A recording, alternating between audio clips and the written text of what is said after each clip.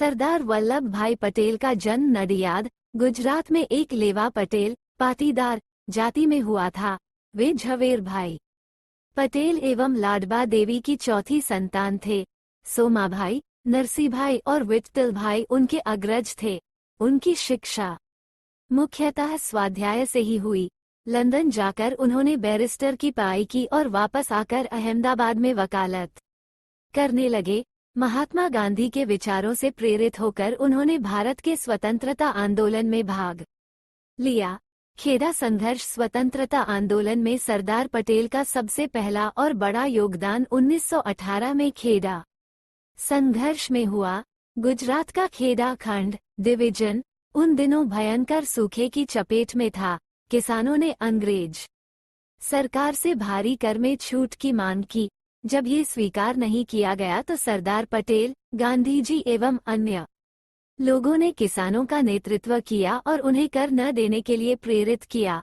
अंत में सरकार झुकी और उस वर्ष करों में राहत दी गई। ये सरदार पटेल की पहली सफलता थी। बारडोली सत्याग्रह भारतीय स्वाधीनता संग्राम के दौरान वर्ष 1928 में गुजरात में हुआ एक प्रमुख किसान आंदोलन था, जिसका नेतृत्व वल्लभभाई पटेल ने किया। उस समय प्रांतीय सरकार ने किसानों के लगान में 30% तक की वृद्धि कर दी थी। पटेल ने इस लगान वृद्धि का जमकर विरोध किया। सरकार ने इस सत्याग्रह आंदोलन को कुचलने के लिए कठोर कदम उठाए, पर अंततः विवश होकर उसे किसानों की मांगों को मानना पड़ा। इस सत्याग्रह आंदोलन के सफल होने के बाद वहां की महिलाओं ने वल्लभभाई पटेल को सरदार की उपाधि प्रदान की। आजादी के बाद यद्यपि अधिकांश प्रांतीय कांग्रेस समितियां पटेल के पक्ष में थीं, गांधी जी की इच्छा का आदर करते हुए पटेल जी ने प्रधानमंत्री पद की दौड़ से अपने को दूर रखा और इसके लिए नेहरू का समर्थन किया। उन्हें उपप्रधानमंत्री एवं गृह मंत्री का कार्य सौंपा गया। गृह मंत्री के रूप में उनकी पहली प्राथमिकता देसी रियासतों, राज्यों को भारत में मिलाना था। इसको उन्होंने बिना कोई खून बहाए संपादित कर दिखाया। केवल हैदराबाद स्टेट के ऑपरेशन पोलो के लिए उनको सेना भेजनी पड़ी। भारत के एकीकरण में उनके महान योगदान के लिए उन्हें भारत का लौह पुरुष के रूप में जाना जाता है। सन 1950 में उनका देहांत हो गया। देसी राज्यों, रियासतों का एकीकरण स्वतंत्रता के समय भारत में 562 देसी रियासतें थीं। इनका क्षेत्रफल भारत का 40% था। सरदार पटेल ने आजादी के ठीक पूर्व संक्रमण काल में ही वीपी मेनन के साथ मिलकर कई देसी राज्यों को भारत में मिलाने के लिए कार्य आरंभ कर दिया था। पटेल और मेनन ने देसी राजाओं को बहुत समझाया कि उन्हें स्वायत्तता देना संभव नहीं होगा। इसके परिणामस्वरूप 3 को छोड़कर शेष सभी राजवाड़ों ने स्वेच्छा से भारत में विलय का प्रस्ताव स्वीकार कर लिया। केवल जम्मू एवं कश्मीर, जूनागढ़ तथा हैदराबाद स्टेट के राजाओं ने ऐसा करना नहीं स्वीकारा। जूनागढ़ सौराष्ट्र के पास एक छोटी रियासत थी और चारों ओर से भारतीय भूमि से घिरी थी। वो पाकिस्तान के समीप नहीं थी। वहां के नवाब ने 15 अगस्त 1947 को पाकिस्तान में विलय की घोषणा कर दी। राज्य की सर्वाधिक जनता हिंदू थी और भारत विलय चाहती थी। नवाब के विरुद्ध बहुत विरोध हुआ तो भारतीय सेना जूनागढ़ में प्रवेश कर गई। नवाब भागकर पाकिस्तान चला गया और 9 नवंबर 1947 को जूनागढ़ भी भारत में मिल गया। फरवरी 1948 में वहां जनमत संग्रह कराया गया, जो भारत में विलय के पक्ष में रहा।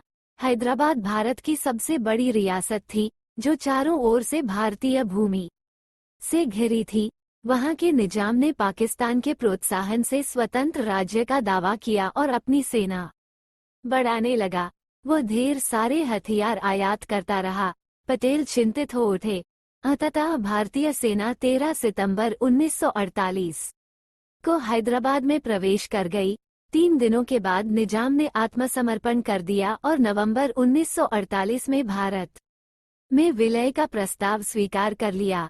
नेहरू ने कश्मीर को ये कहकर अपने पास रख लिया कि यह समस्या एक अंतर्राष्ट्रीय समस्या है, परंतु ये सत्य है कि सरदार पटेल कश्मीर में जनमत संग्रह तथा कश्मीर के मुद्दे को संयुक्त राष्ट्र संघ में ले जाने पर बेहद क्षुब्ध थे। संदेह सरदार पटेल द्वारा ये 562 रियासतों का एकीकरण विश्व इतिहास का एक आश्चर्य था। भारत की यह रक्तहीन क्रांति थी। कश्मीर समस्या को संयुक्त राष्ट्र संघ में ले गई और अलगाववादी ताकतों के कारण कश्मीर की समस्या दिनोंदिन बढ़ती गई। 5 अगस्त 2019 को प्रधानमंत्री मोदी जी और गृहमंत्री अमित शाह जी के प्रयास से कश्मीर को विशेष राज्य का दर्जा देने वाला अनुच्छेद 370 और 35 समाप्त हुआ। कश्मीर भारत का अभिन्न अंग बन गया और सरदार पटेल का भारत को अखंड बनाने का स्वप्न साकार हुआ। 31 अक्टूबर 2019 को जम्मू कश्मीर तथा लद्दाख के रूप में 2 केंद्र शासित प्रदेश अस्तित्व में आए।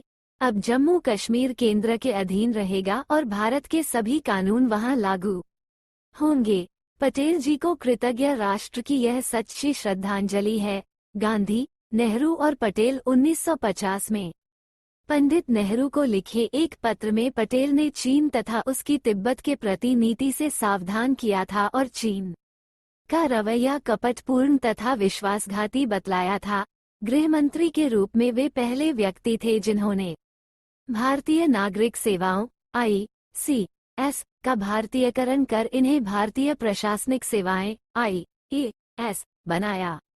अंग्रेजों की सेवा करने वालों में विश्वास भरकर उन्हें राजभक्ति से देशभक्ति की ओर मोड़ा। यदि सरदार पटेल कुछ वर्ष जीवित रहते तो संभवतः नौकरशाही का पूर्ण कायाकल्प हो जाता। सरदार पटेल जहां पाकिस्तान की छद्म व चालाकी पूर्ण चालों से सतर्क थे, वहीं देश के विघटनकारी तत्वों से भी सावधान करते थे। विशेषकर वे भारत में मुस्लिम लीग तथा कम्युनिस्टों की विभेदकारी तथा रूस के प्रति उनकी भक्ति से सजग थे। अनेक विद्वानों का कथन है कि सरदार पटेल बिस्मार्क की तरह थे, लेकिन लंदन के टाइम्स ने लिखा था, बिस्मार्क की सफलताएं पटेल के सामने महत्वहीन रह जाती हैं। यदि पटेल के कहने पर चलते तो कश्मीर, चीन, तिब्बत व नेपाल के हालात आज जैसे न होते। उनमें कौटिल्य की कूटनीतिज्ञता तथा महाराज शिवाजी की दूरदर्शिता थी। वे केवल सरदार ही नहीं बल्कि भारतीयों के हृदय के सरदार थे। स्टैच्यू ऑफ यूनिटी, इसकी ऊंचाई 240 मीटर है, जिसमें 58 मीटर का आधार है। मूर्ति की ऊंचाई 182 मीटर है, जो स्टैच्यू ऑफ लिबर्टी से लगभग 2 गुनी ऊंची है। 31 अक्टूबर 2013 को सरदार वल्लभ भाई पटेल की 137वीं जयंती के मौके पर गुजरात के तत्कालीन मुख्यमंत्री नरेंद्र मोदी ने गुजरात के नर्मदा जिले में सरदार वल्लभ भाई पटेल के एक नए स्मारक का शिलान्यास किया। यहां लौह से निर्मित सरदार वल्लभ भाई पटेल की एक विशाल प्रतिमा लगाने का निश्चय किया गया। अतः इस स्मारक का नाम एकता की मूर्ति, स्टैच्यू ऑफ यूनिटी रखा गया है। 2018 में तैयार इस प्रतिमा को प्रधानमंत्री मोदी जी ने 31 अक्टूबर 2018 को राष्ट्र को समर्पित किया। ये प्रतिमा 5 वर्षों में लगभग 3000 करोड़ रुपए की लागत से तैयार हुई है।